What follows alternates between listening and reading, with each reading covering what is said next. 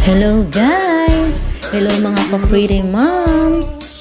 Tara, samahan niyo ako sa aking pakikibaka bilang skilled worker dito sa bansang Qatar, ang aking new journey!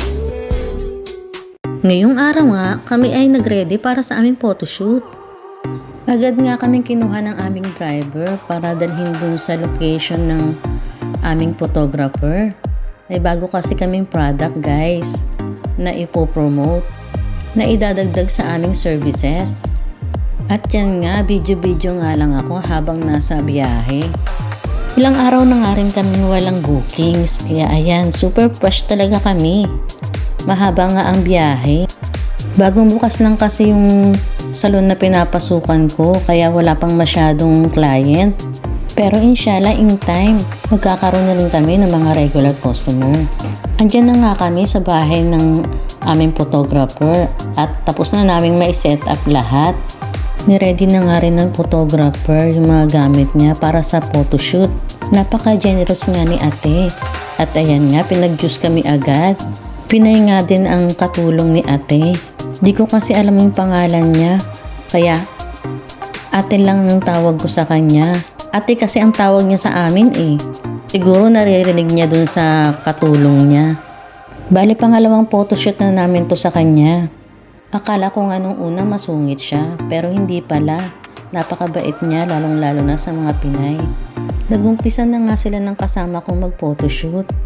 Kamay lang din naman yung ipapakita dun sa video. Bihira lang naman nila ipakita yung mukha namin sa mga ganyang photoshoot. Mostly nakatutok lang sa mga product. Diyan lang sa mga setup at mga kagamitan. Para kitang-kita yung name ng product at yung name ng aming salon. Kami nga ang nag-umpisa ng kasama ko sa company na to. At thanks God, nagkaroon ako ng kasama mabait. At yan nga, seryosong-seryoso nga yung dalawa sa pag-aayos para sa photoshoot. At nakailang take nga sila dyan.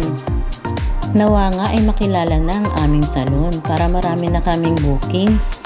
Nakakahiya din kasi na lagi lang kami nandito sa bahay. Hindi rin naman kami sanay ng kasama ko na naghihintay lang ng sweldo. Siyempre, kahit paano concern kami sa aming amo. Ayaw namin na malugi siya.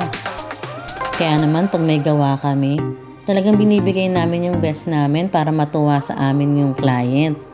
At patuloy silang magpa-bookings. Okay naman ang trabaho namin. Minsan talaga makaka-encounter ka ng mga sensitive na customer. At minsan din, hindi namin maiwasan na magkamali. Wala naman talagang taong perfecto eh. Kahit naman professional pa siya. Pasalamat lang kami kasi yung amo namin malawak ang pag-intindi sa amin. At nawa ay hindi siya magbago in time. Mabilis nga lang natapos yung aming photoshoot kasi isang product lang naman yung pinopromote namin. Pero oras din naman kasi ang bayad dun sa photoshoot. Nakapulot ngayong kasama ko sa basurahan ng lagayan ng sapatos. At mukha pa namang pwede siyang gamitin. Kaya inayos ko agad. Sayang din kasi kesa bibili pa kami. Konting linis lang naman at konting ayos, okay pa siya. O ano, akala nyo kayo lang sa Pinas ang namamasura? Kami din dito no? Dito kasi may hilig silang magtapon kahit pwede pa. Okay lang naman yun sa kanila kasi marami naman silang pambili. Kami naman, to the pulot. Dami nga kami nadadaanan sa labas. Kaso kailangan may sasakyan ka. Nakakaya naman sa driver kung mamumulot kami. Maliit nga din yung sasakyan niya. Labas nga lang ng apartment namin niya napulot. Kaya kayo, huwag kayong mahihiyang mamulot lalo na kung magagamit pa. Dati nahihiya din ako. Hanggang sa nawalan na lang din yung hiya ko. Kasi hindi naman sa lahat ng oras mayroon kang pambili. Lalo na ngayon na ako lang yung inaasahan ng mga anak ko. At wala pa nga akong maisip na extra income dito sa Qatar. Unlike dun sa dati kong trabaho, nakakapagtinda-tinda ako at nakakarakit sa mga Pinay na kakilala ko.